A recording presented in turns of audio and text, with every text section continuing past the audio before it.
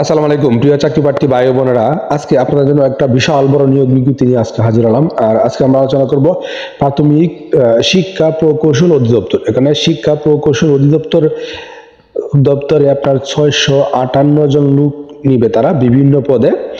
তো আপনারা অবশ্যই ধৈর্য সহকারে সম্পূর্ণ ভিডিওটা দেখবেন। সম্পূর্ণ ভিডিওটা যদি না দেখেন তাহলে কিন্তু আপনারা অনেক কিছু মিস করতে পারেন। তো দেখেন বিজ্ঞপ্তিতে তারা কি বলছে।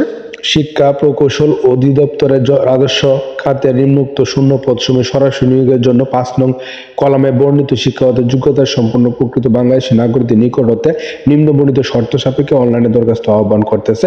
অনলাইন ব্যতীত তারা কোনো দরখাস্ত গ্রহণ করবে না। তো এখানে দেখেন প্রথম নাম্বার যে পদ হিসাব রক্ষক, এখানে সকল পদের বয়স কিন্তু 18 থেকে 32 বছর পর্যন্ত। এখানে হিসাব রক্ষক পদে 11তম গ্রেডে তারা 60 জন লোক নিবে এবং এই পদের জন্য আপনার শিক্ষাগত যোগ্যতা লাগবে ব্যবসা শিক্ষা হতে আপনাকে স্নাতক পাস হতে হবে এবং শর্ত থাকে যে শিক্ষা জীবনে একাধিক তৃতীয় বিভাগ গ্রহণযোগ্য নয় এবং কম্পিউটার এমএস অফিসে কাজ করা আপনাকে দক্ষ থাকতে হবে। 2 নম্বরে যে পদ কম্পিউটার অপারেটর, এখানে তারা 13তম গ্রেডে 8 জন লোক নেবে এবং কোন স্বীকৃত বিশ্ববিদ্যালয়তে বিজ্ঞান বিভাগে স্নাতক পাস এবং কম্পিউটার মুদ্রা করে আপনার প্রতি মিনিটে বাংলায় 25, ইংরেজিতে 30 শব্দ রাখতে হবে এবং স্ট্যান্ডার্ড অ্যাটিটিউড টেস্টে আপনাকে উত্তীর্ণ হতে হবে। এবং 3 নম্বরে যে পদ উচ্চমান সহকারী, এখানে তারা 3 জন লোক নেবে 14তম গ্রেডে এবং আপনি যদি দ্বিতীয় শ্রেণীতে স্নাতক পাস হন এবং কম্পিউটার ব্যবহার দক্ষ থাকে এবং কম্পিউটার মুদ্রা করে আপনার বাংলায় তাকে 25 এবং ইংরেজিতে 30 শব্দ থাকে তাহলে কিন্তু আপনি এই পদে আবেদন করতে পারবেন। এবং 4 নম্বরে যে পদ, এখানে হিসাব সহকারী বা হিসাব সহকারী কাম কেশিয়ার বা অফিস সহকারী কাম কেশিয়ার, এখানে 8 জন লোক নেবে। আপনি যদি ব্যবসা শিক্ষাগত উচ্চ মাধ্যমিক সার্টিফিকেট পরীক্ষায় উত্তীর্ণ হন এবং কম্পিউটার এমএস এর কাজ করার অভিজ্ঞতা থাকে তাহলে কিন্তু আপনি এই পদে আবেদন করতে পারবেন।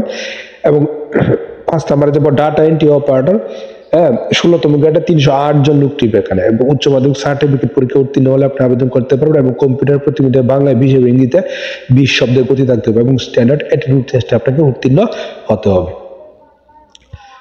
6 নম্বর যে পদ অফিস সহকারী কাম কম্পিউটার মুদ্রা করে 20 জন লোক নিবে এই পদে এবং আপনি যদি কোন স্বীকৃত বিশ্ববিদ্যালয়তে স্বীকৃত বোর্ড হইতে আপনি যে উচ্চ মাধ্যমিক সার্টিফিকেট পরীক্ষা উত্তীর্ণ এবং কম্পিউটার ব্যবহারে দক্ষ থাকে এবং কম্পিউটার মুদ্রা করে প্রতি মিনিটে ইংরেজিতে 20 এবং বাংলায় 20 শব্দ থাকে তাহলে কিন্তু আপনি এই পদে আবেদন করতে পারবেন। এবং অফিস সহায়ক যে পদ 20তম গ্রেড, এখানে 304 জন লোক নেবে। আপনি যদি মাধ্যমিক স্কুল সার্টিফিকেট পরীক্ষা উত্তীর্ণ হন তাহলে কিন্তু এখানে আবেদন করতে পারবেন।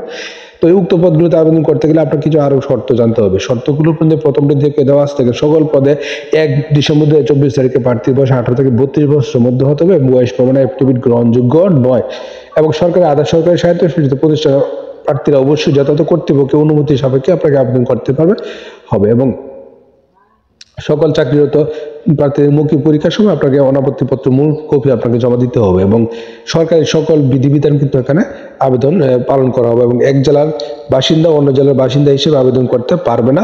কেবলমাত্র নির্ধারিত লিখিত মৌখিক ব্যবহারিক পরীক্ষা উত্তীর্ণ প্রার্থীরাই মধ্য হতে এখানে চূড়ান্ত হিসেবে নির্বাচিত করা হবে এবং প্রার্থীকে লিখিত মৌখিক প্রযোজ্য ক্ষেত্রে ব্যবহারিক পরীক্ষায় অংশগ্রহণের জন্য কোন তারা টিএডি প্রদান করবে না এবং কর্তৃপক্ষ বিজ্ঞপ্তিতে উল্লিখিত পদের সংখ্যা অবশ্যই হ্রাস বৃদ্ধি হতে পারে। এবং আপনারা এই পদগুলোতে যদি আবেদন করতে চান তাহলে আপনি কিভাবে আবেদন করবেন। এই পদগুলোতে আবেদন করার জন্য আপনারা একটা ওয়েবসাইট আছে, ওয়েবসাইটে প্রবেশ করবেন। ওয়েবসাইটটা হলো কি eedmoe.teletalk.com.bd। এই ওয়েবসাইটে প্রবেশ করবেন। প্রবেশ করে আপনার আবেদনটা শুরু হবে 26 ডিসেম্বর 2024 সকাল 10টা এবং শেষ হবে জানুয়ারি 20 তারিখ 2025 সাল বিকাল 5টা। এই সময়ের মধ্যে আপনি আপনার আবেদনটা করে ফেলবেন এবং আবেদন করতে গেলে আপনাদের কাছ থেকে তারা কত টাকা চার্জ বাবদ কর্তন করবে দেখেন এখানে দেওয়া আছে। আপনার কাছ থেকে তারা আবেদন বাবদ, আবেদন ফি বাবদ এখানে কি বলা আছে দেখেন,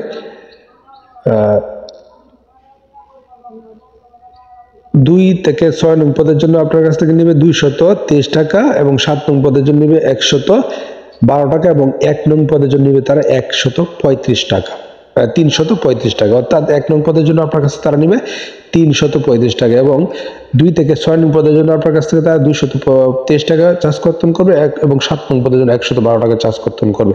তো আশা করি আপনারা বিষয়টা বুঝতে পারছেন এবং প্রার্থীর যোগ্যতা যাচাইয়ের জন্য কি কি কাগজপত্র আপনার প্রদর্শন করতে হবে এই যে এখানে দেওয়া আছে, আপনারা অবশ্যই ভালোভাবে পড়বেন। দেখেন কি দেওয়া আছে।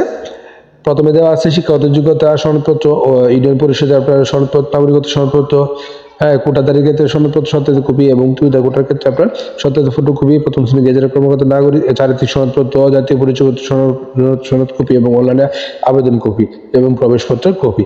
হ্যাঁ, তো আশা করি বিষয়টা বুঝতে পারছেন। এছাড়াও যদি আপনাদের বোঝার কোনো ভুল থাকে আপনারা ভিডিওটা পজ করে সম্পূর্ণ শর্তগুলো দেখবেন, দেখে তারপরে বুঝে শুনে অবশ্যই কিন্তু আপনারা নিজ দায়িত্ব আবেদনটা করে ফেলবেন। আর প্রতিদিন চাকরির আপডেট খবর পেতে অবশ্যই আমার চ্যানেল আর পেজটার সঙ্গে থাকবেন। ধন্যবাদ সবাইকে।